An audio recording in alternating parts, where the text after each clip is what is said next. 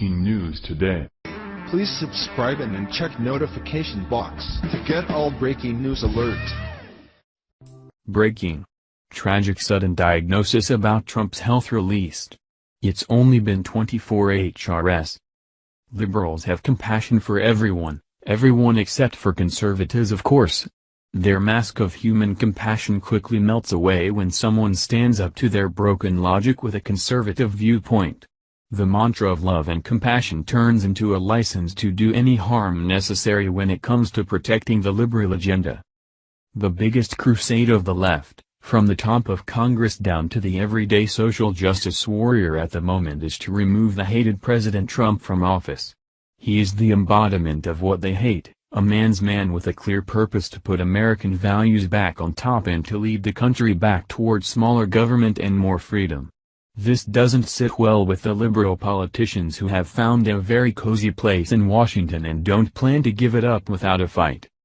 Since there was nothing they could do about him winning, and there's been no way to invalidate the election results, though not without a whole lot of trying, they're not moving on to invalidating the person himself.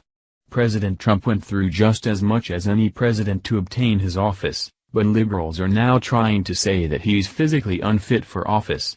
Despite the fact that he keeps almost superhuman hours and gets more done in a day than most get done in a week, the left, with the media at its back, is trying to broaden the loophole of physical fitness precluding him from office, and shove him through it.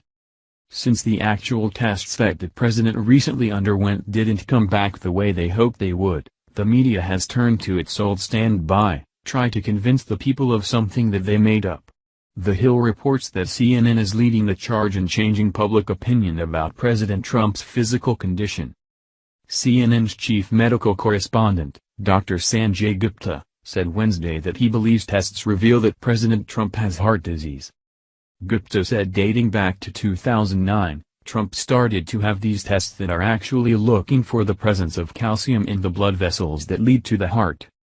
Steadily, up until just this past week when he had it performed again, those numbers have gone up, he said.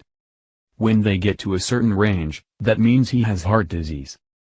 Gupta then talked about his interaction Tuesday with Trump's doctor, Navy Rear Admiral Dr. Ronnie Jackson. It was interesting when I spoke to Dr. Jackson.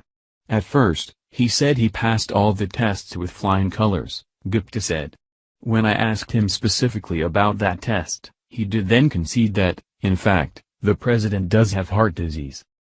They're going to be increasing the medications, including the cholesterol-lowering medications to try and combat that, but there's no question, by all standards, by all metrics, anyway a doctor or cardiologist will look at it, the president does have heart disease.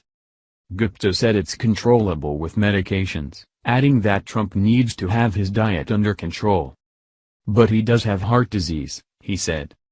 Jackson, who has served as the presidential physician since 2013, on Tuesday gave Trump a clean bill of health, declaring him physically and mentally fit for office. He said that Trump's overall health is excellent, adding that the president had mostly normal results on several tests of his cholesterol and heart health.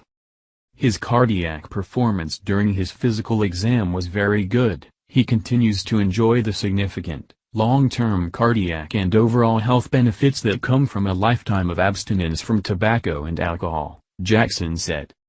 So,